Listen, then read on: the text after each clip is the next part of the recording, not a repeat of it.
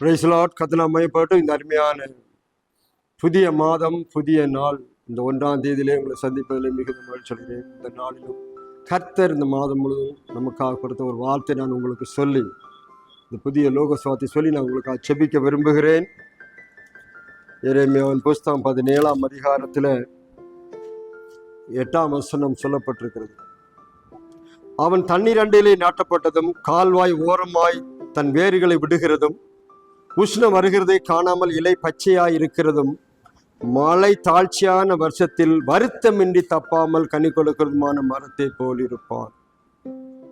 அவன் பச்சையான மரத்தை போல கனி கொடுக்கிற மரமாய் தண்ணீரண்டிலே நாட்டப்பட்ட ஒரு மரமாய் இருப்பான் அவன் என்று இங்கு சொல்லப்பட்டிருக்கிறது. அருமையானவர்களே, ஒரு புதிய ஒரு ஆசீர்வாதம், கர்த்தர் கொடுக்கிற ஆசீர்வாதம் அந்த நாட்களிலே இங்கே கம்பேர் பண்ணி ஒரு மனுஷன் அவனை பற்றி சொல்லப்பட்ட அவன் என்கிற ஒரு வார்த்தை, ஒரு ப்ரோனவுன் வருது. அவன் என்றால் யார்?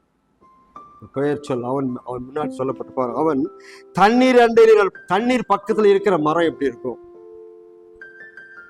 எவ்வளவு வெயில் அடிச்சாலும் பிரச்சனை வந்தாலும் மாறாம, அதாவது வெயில் அடிச்சு சூடு வந்தாலும் அந்த மரம் பச்சை தன்மை விட்டு மாறாம செழிப்பா வளருகிறதுமாய், மழையே பெய்யாம போனாலும், ஏன்னா தண்ணீர் பக்கத்தில் இருக்கு, மழையை பத்தி கவலை, மழை தாழ்ச்சியா இருந்தாலும் தப்பாமல் கனி கொடுக்கிறதுமான ஒரு மரத்தை போல் இருப்பான் என்று சொல்லப்பட்ட நாட்கள் அருமையானது.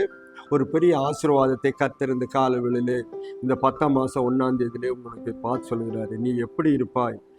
நீ தண்ணீர் அண்டை ஓரமாய் நடப்பட்ட பாருங்க. அதே போலதான் ஒரு வசனத்தை நான் வாசிக்கிறோம். சங்கீதத்தின் புஸ்தகம் 1ஆம் அதிகாரத்துல 3ஆம் வசனத்துல அவன் நீர்க்கால் ஓரமாய் நடப்பட்டு தன் காலத்தில் தன் கனியை தந்து இலை உதராதிருக்கிற மரத்தை போல் இருப்பான்.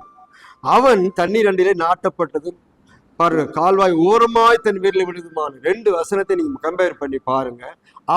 அவன் என்று சொல்லப்பட்டிருக்கிறது.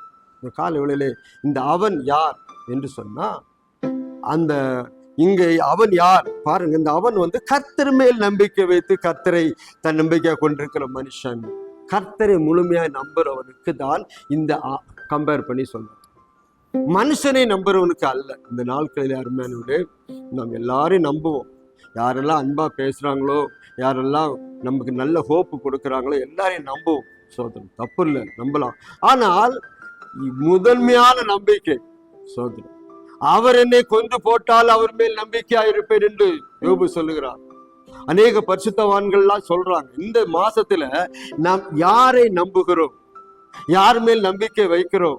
சோதரம், மனுஷனுடைய வார்த்தையை நம்புறீர்களா, இல்ல கர்த்தருடைய வார்த்தையை நம்புகிறீர்களா? இன்றைக்கு இருந்து நாளைக்கு காணாமல் போற மனுஷனுடைய வார்த்தையை நம்புறீர்களா? ஒரு நாளும் அழியாத தேவ வார்த்தையை நம்புகிறீர்களா? வானமும் பூமி ஒளிந்து போனால் என் வார்த்தையில் ஒளிந்து போய் சொன்ன தேவனுடைய வார்த்தையை நம்புகிறீர்கள். அப்படினால் அவன் என்றால் யார்? கர்த்தருடைய வார்த்தையை நம்புகிறவன். அதே போல சங்கீதம் 1ஆம் அதிகாரத்துல அவன் என்றால் யார் அங்க சொல்லப்பட்டிருக்கிறது. கர்த்தருடைய வேதத்தில் இரவும் பகலும் பிரியமான வேதத்துல தியானமா இருக்கிற மனுஷன். அங்கே வார்த்தையை பத்தி, அவனுடைய வார்த்தையை நம்புகிறவன், கர்த்தரையும் அவனுடைய வார்த்தை பாருங்க. கர்த்தரை நம்பினவர் என்ன அர்த்தம்? அவன் வார்த்தையை நம்புகிறது. அவன் சொன்னது அப்படியே கேட்டு நடக்கிறது. அவன் வார்த்தையை நம்புறது நீர்க்கால் ஓரமா நடப்பட்டவன். இங்கே கர்த்தர் வார்த்தையின்படியே பாருங்க, கர்த்தர் மேல் நம்பிக்கை வைக்கிறவன் தண்ணீர் அண்டை ஓரமாய் பாருங்க நடக்க இருக்கிற மரத்தை போல. இன்னைக்கு கால வேளையில உங்களை கர்த்தர் ஒரு நீரோடை பக்கத்தில் உள்ள மரத்தை போல செழிப்பான மரமாய், கனி கொடுக்கிற மரமாய், எந்த வெயிலடிச்சாலும் பாருங்க எவ்வளவு பெரிய பிரச்சனை இப்போ இந்த வாழ்க்கையில் இது சொல்ல. அவன் என்று சொன்னா அவன் ஒரு மரத்துக்கு ஒப்பிடுற. அவன் என்றால் நம்ம தான் குறிக்கிறது. மரத்தை பத்தி கவலை கிடையாது.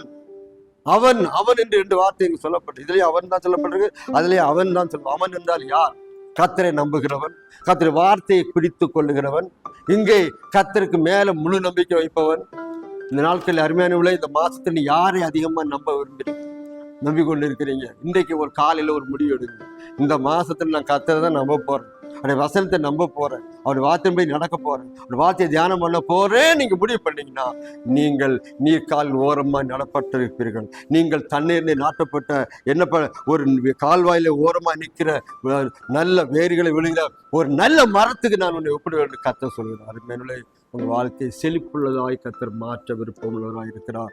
அந்த செழிப்பு உங்களுக்கு வேணுமா வேண்டாமா நீங்கள் தான் சொல்லணும். ஏன்னா அதுக்கு மேலே மனுஷனை நம்பிக்கை வைக்கிறவன் எப்படி இருப்பான்னு சொல்லப்பட்டிருக்கு. 5-6 வசனத்தில் மனுஷன் நம்புறோம் எப்படி இருப்பான், அது நமக்கு தேவையில்லை. மனுஷன் நம்புறவெல்லாம் நடுவட்ட நிற்பான்னு சொல்லப்பட்டிருக்கு. மனுஷன் நம்பி போகிறவங்க, மனுஷன் நம்பி பார்க்கணும்னு போகிறவங்க எல்லாரோட வாழ்க்கையில் அதுதான். சில சமயங்கள் நம்ம எதிர்பாராத காரியங்கள் நடக்கும். எந்த காரியம் நடந்தாலும் கர்த்தர் நம்புறவனுக்கோ ஒரு நன்மையும் குறைப்படாது. சிங்க குட்டிகளெல்லாம் பட்டியா தாழ்ச்சியா இருக்கும். கர்த்தர் நம்பளுக்கோ ஒரு நன்மையும் குறைப்படாது. நீ கர்த்தரை நம்புங்க, வார்த்தையை நம்புங்க. உங்க நம்பிக்கை எதன் மேல் வைக்கிறது இருக்கு என்பது இந்த கால வேளையில முடிவு பண்ணுங்க. உண்மையிலே நான் கர்த்தரை நம்புறேன், இல்ல வேற எதையா நம்புறேன். அவன் அப்படி சொன்னாங்க, இவங்க இப்படி சொன்னாங்க, அது அப்படி இருக்குமோ இப்படி இருக்குமோன்னு மனுஷ வார்த்தையை நம்புறீங்களா? மனுஷோதை நம்புவதை பார்க்கல கர்த்தர் மேல் பற்றுதலா இருப்பதை நலம் என்று சொல்லப்பட்டது. நாசியில சுவாசம் உள்ள மனுஷன் நம்பாத, அவன் மாறி விடுவான் என்று சொல்லப்பட்டிருக்கு. ஆனால் மாறாத ஆண்டவன் அவன் நம்பிக்கை வைங்க. இந்த கால வேளையில இந்த 10ஆம் மாசம் முதல் தேதியிலே நீங்கள் நம்புகிறது உங்களுக்கு ஆசீர்வாதமாய் மாறும். நீங்கள் கர்த்தரை நம்பினால் கர்த்தர் கொடுக்கிற ஆசீர்வாதம். இன்னைக்கு உலக மனுஷனை நம்பினா அதுக்கேற்றபடி உள்ள மனுஷன் நம்ப என்ன ஆகும் தெரியுமா? கீழே சொல்லப்பட்டிருக்குது 6ஆம் வசனத்துல. மனுஷன் நம்பி கர்த்தரை பாருங்க, மனுஷனை நம்பிக்கை வைத்து கர்த்தரை விட்டு தூரமா போகிறவன் சபிக்கப்பட்டவன் என்று சொல்லப்பட்டிருக்கு. ஒரு மனுஷனுக்கு சாபம் எப்ப வரும்? நீ அவன் சாபம் போட்டா இவன் சாபம் போட்டா இல்ல, நம்ம ஆண்டு விட்டு விலகினாலே அது வந்துடும். நீ வெளிச்சத்தை விட்டு தூரம் போட்டா இருட்டு வந்துடும். நீ தேவனை மறந்தால் அவர் நம்மை மறப்பார். இந்த காலவெளியில் அருமையானவர்களே, நீ இன்றைக்கு ஒரு முடிவு செய்வது அவசியமா இருக்கிறது. உங்க நம்பிக்கை யார் மேல் வைக்கிறேன் என்பது அவசியமா இருக்கிறது. இந்த காலவெளியில் நீங்க யோசிக்க வேண்டிய ஒரு பெரிய காரியம் என்ன தெரியுமா? கர்த்தரை நம்ப ஒப்பு கொடுங்க. அவர் உங்களை செழிப்புள்ள இடத்தில் நடத்துவார். எதை பத்தி நீ கவலைப்படாது. மழை அடிக்கல, வெயில் அடிக்குது, பிரச்சனை ஒன்றும் கவலைப்படாது.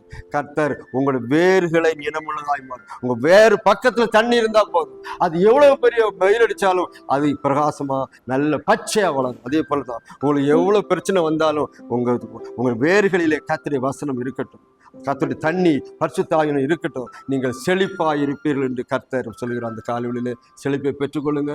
கர்த்தர் உங்களை ஆசீர்வாதம் உங்களுக்காக செபிக்கிறேன். பரலோகத்தின் பிதாவே, நல்ல ஆண்டவரே, இந்த ஆண்டவரே 10ஆம் மாசம் முதல் தேதியிலே வந்திருக்கிற உங்களை பிள்ளைகள் எல்லாரையும் கர்த்தர் ஆசீர்வதித்து, ஆண்டவரே நீர் சொல்லுகிற வார்த்தையின்படியே, ஆண்டவரே ஒரு நாள் சிங்கம் சொல்லப்பட்டது போல ஆண்டவரே உங்களுடைய வசனத்தின்படி நடக்க, வசனத்தை தியானிக்க உதவி செய்யுங்க. அப்படியே இந்த அதிகாரங்களும் சொல்லப்பட்டது போல கர்த்தர் மேல் நம்பிக்கை வைக்க உதவி செய்யுங்க. அப்படிப்பட்டவன் எப்படிப்பட்ட வளர்ச்சி உடையவான் என்று அறிந்து கொண்டோம். ஆண்டவரே இந்த கால வேளையிலே செழிப்பை பெற்றுக்கொள்ளட்டும், ஆசீர்வாதத்தை பெற்றுக்கொள்ளட்டும். எந்த பிரச்சனை வந்தாலும் ஆசீர்வாதத்தை பெற்றுக்கொள்ள பிள்ளைகளாய் கர்த்தர் காலை மாற்றுவீராக. வசனத்தை தியானிக்க உதவி செய்யும், வசனத்தை நம்ப உதவி செய்யும், எல்லாம் நம்பிக்கை உண்மையில் வைக்க உதவி செய்யும். ஆண்டவரே உங்களுடைய வார்த்தையை கேட்கிற பார்க்க யாவரையும் பிதா குமாரன் பரிசுத்த நாமத்தால் மனமாற வாழ்த்தி ஆசீர்வதிக்கிறோம்.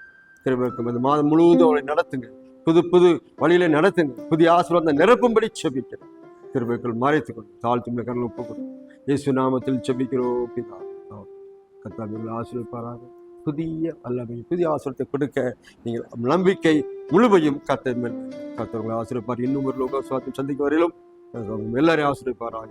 ஆமென்.